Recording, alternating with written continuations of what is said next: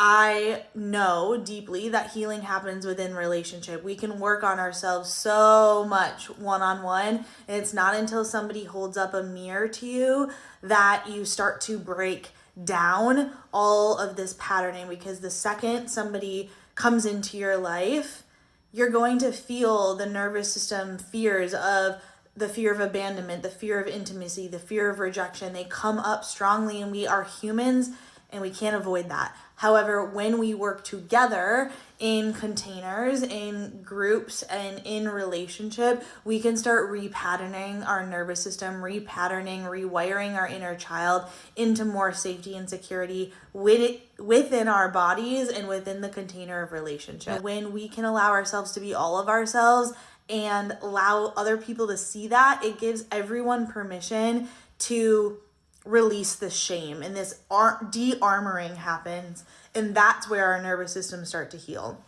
How do we find the awareness of our masculine, the awareness of our feminine energies, the wounded parts of those, how those show up within relationship, where I lose myself, where I operate from projection, where I operate from blame and shame? How can I heal and hold those wounded parts and turn it into this divine expression so that I have capacity to sit with my inner child?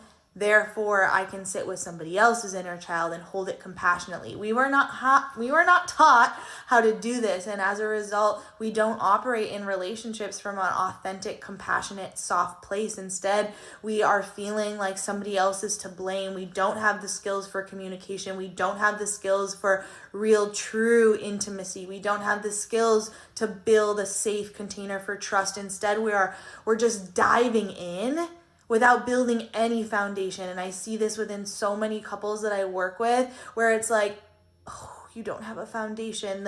The foundation that you're having children upon, or that you are diving into moving in with each other upon, is not built necessarily on like true trust and true safety of, can you hold me? Can you hold me? Can you hold me? Can you hold yourself? Can you be a safe place for yourself? Do you have the dedication, the devotion to yourself? Therefore, can you do that for me? I don't know. We have to learn how to build this field where we are operating through this compassionate, grounded, rooted, secure lens. So what does secure attachment look like in relationship from the inside out?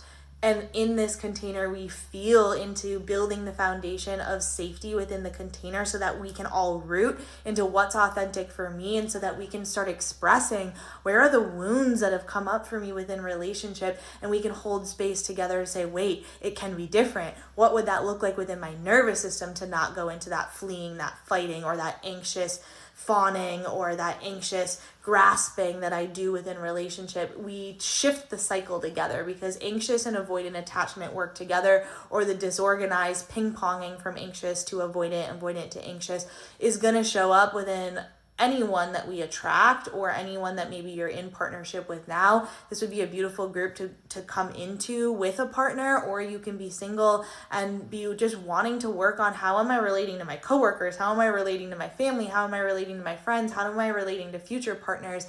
And you are going to learn the skills to build that trust, that intimacy, that safety, so that you really know how to communicate through a really healthy way. We are meant to now, again, more than ever, build healthy foundations for relationships.